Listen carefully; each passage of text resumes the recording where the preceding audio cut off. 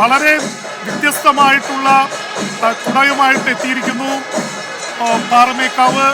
പാറമേക്കാവിൻ്റെ രാമലല്ല ആണ് ഇരിക്കുന്നത്. വില്ലുമായിട്ട് നിൽക്കുന്ന രാമക്ഷേത്രം പറഞ്ഞതിൻ്റെ പശ്ചാത്തലത്തിലുള്ള ദൃശ്യങ്ങളാണ് ഇപ്പോൾ കണ്ടുകൊണ്ടിരിക്കുന്നത്.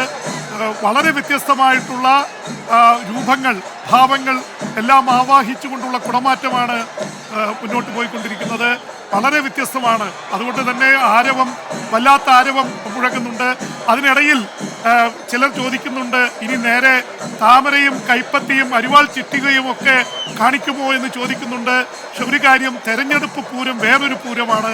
ഇത് രാഷ്ട്രീയത്തിനും മതത്തിനും ഒക്കെ അപ്പുറമുള്ള ഒരു പൂരമാണ്. ജനങ്ങളുടെ ആഘോഷമാണ്, ജനകീയ വികാരമാണ്. അതിനപ്പുറത്തേക്ക് ഇതിൽ രാഷ്ട്രീയമില്ല. അതുകൊണ്ട് ആരും പ്രതീക്ഷിക്കേണ്ട രാഷ്ട്രീയമായിട്ടുള്ള ചിഹ്നങ്ങളൊന്നും ഇതിൽ കടന്നു വരില്ല.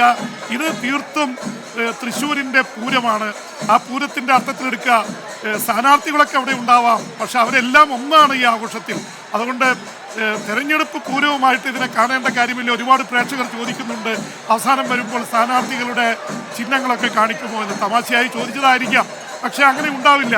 തീർച്ചയായിട്ടും ഇതൊരു വേറൊരു തരത്തിൽ എല്ലാവരും, എല്ലാ രാഷ്ട്രീയത്തിൽപ്പെട്ടവരും, എല്ലാ മതത്തിൽപ്പെട്ടവരും, എല്ലാ ചിന്താഗതിക്കാരും, വിശ്വാസികളും വിശ്വാസികളല്ലാത്തവരും എല്ലാം അണിനിരക്കുന്ന ഒരുമയുടെ പൂരമാണ്, മലയാളിയുടെ പൂരമാണ്. എന്തൊരു മനോഹരമാണ് ഈ കാഴ്ച.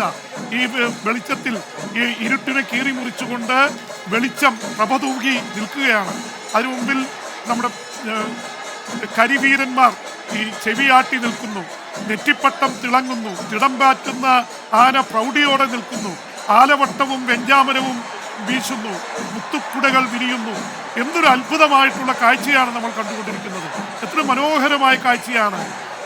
വടക്കുനാഥ ക്ഷേത്രം വർണ്ണപ്രഭയിൽ കുളിച്ചു നിൽക്കുന്ന ദൃശ്യങ്ങളാണ് നമ്മൾ കണ്ടുകൊണ്ടിരിക്കുന്നത്. വടക്കുനാഥനെ സാക്ഷി നിർത്തി പാറമേക്കാവ്, തിരുവമ്പാടി ഭഗവതിമാർ നടത്തുന്ന സൗന്ദര്യ മത്സരമായി വിശ്വസിക്കുന്നവരുണ്ട്.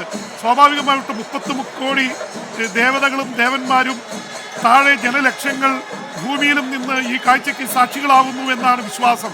എന്തായാലും തൃശ്ശൂർ പൂരം ഒന്നേ ഉള്ളൂ, പൂരങ്ങളുടെ പൂരം. ഇതിനപ്പുറത്തേക്കൊരു പൂരമില്ല ലോകത്ത്.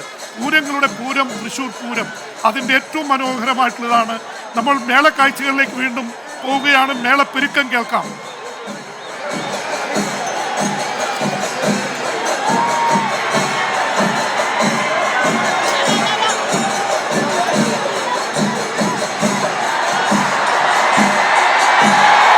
ലോകത്തെവിടെയായാലും ഏത് സമയത്തും 24 വാർത്തകളും ഓഗ്മെന്റഡ് റിയാലിറ്റി പാക്കേജുകളും എക്സ്പ്ലെയിനറുകളും വിശദമായി കാണാൻ ഞങ്ങളുടെ യൂട്യൂബ് ചാനൽ നിങ്ങൾക്ക് സബ്സ്ക്രൈബ് ചെയ്യാം.